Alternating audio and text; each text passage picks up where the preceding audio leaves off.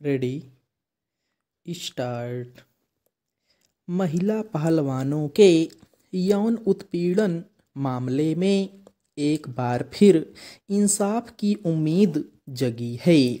दिल्ली की एक अदालत ने कुश्ती महासंघ के पूर्व अध्यक्ष बृजभूषण शरण सिंह के खिलाफ पर्याप्त सबूतों के आधार पर आरोप तय कर दिए हैं।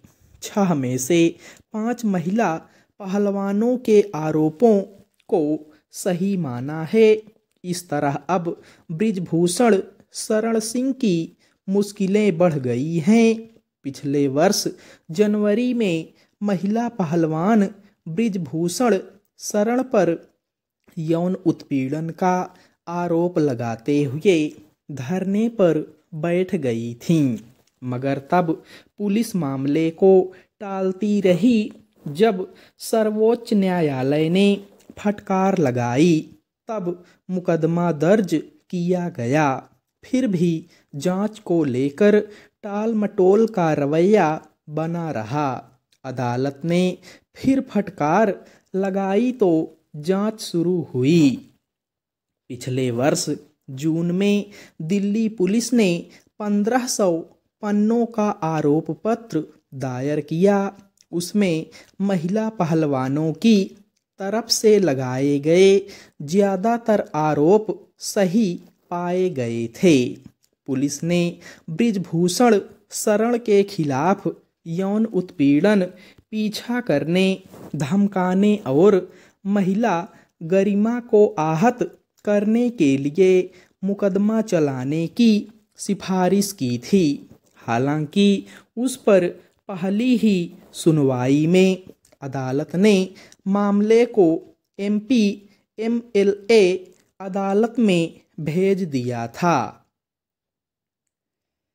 इस मामले में सरकार की तरफ से ऐसा कोई प्रयास नहीं किया गया जिससे जाहिर हो कि वह महिला पहलवानों के पक्ष में है। पिछले वर्ष केंद्रीय खेल मंत्री ने महिला पहलवानों को न्याय दिलाने का भरोसा देते हुए एक जांच समिति गठित कर दी थी, मगर वह समिति चुप्पी साधकर बैठ गई। इससे नाराज पहलवान दोबारा धरने पर बैठ गईं। फिर उन्हें तरह तरह से आंदोलन वापस लेने को विवश किया जाता रहा। जब आंदोलन कुछ उग्र होता दिखा तो पुलिस ने दमन का रास्ता अख्तियार किया और पहलवानों को धरना स्थल से उखाड़ फेंका था। उसके बाद महिला पहलवानों का हौसला जैसे पस्त पड़ गया। उन्होंने अपने पदक गंगा में बहाने की कोशिश की। फिर उन्हें प्रधानमंत्री निवास के बाहर रख आए। फिर भी बृजभूषण शरण सिंह पर कोई शिकंजा कसता नजर नहीं आया। वे बेखौफ घूमते रहे। विचित्र है कि जिन धाराओं में उनके खिलाफ आरोप पत्र दायर किया गया, उनके तहत अगर कोई सामान्य नागरिक होता तो उसे जेल की सलाखों के पीछे डाल दिया गया होता, मगर बृजभूषण शरण न केवल बाहर घूमते रहे बल्कि राजनीतिक बयानबाजी भी करते रहे। आखिरी वक्त तक लोकसभा चुनाव का टिकट हासिल करने की दौड़ में शामिल थे। हालांकि पार्टी ने उनकी जगह उनके बेटे को प्रत्याशी बना दिया।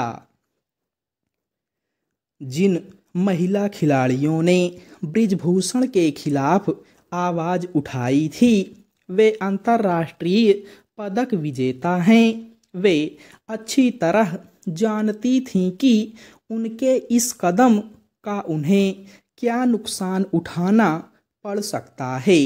उन्होंने कुश्ती महासंघ को साफ सुथरा बनाने के लिए एक तरह से अपना पूरा खेल जीवन दांव पर लगा दिया, मगर उन्हें इंसाफ दिलाने के बजाय सारा सरकारी तंत्र आरोपी के पक्ष में खड़ा नजर आया। जांच में जानबूझकर देर की गई। अब अदालत के ताजा रुख से फिर उम्मीद बनी है कि इंसाफ हो सकता है।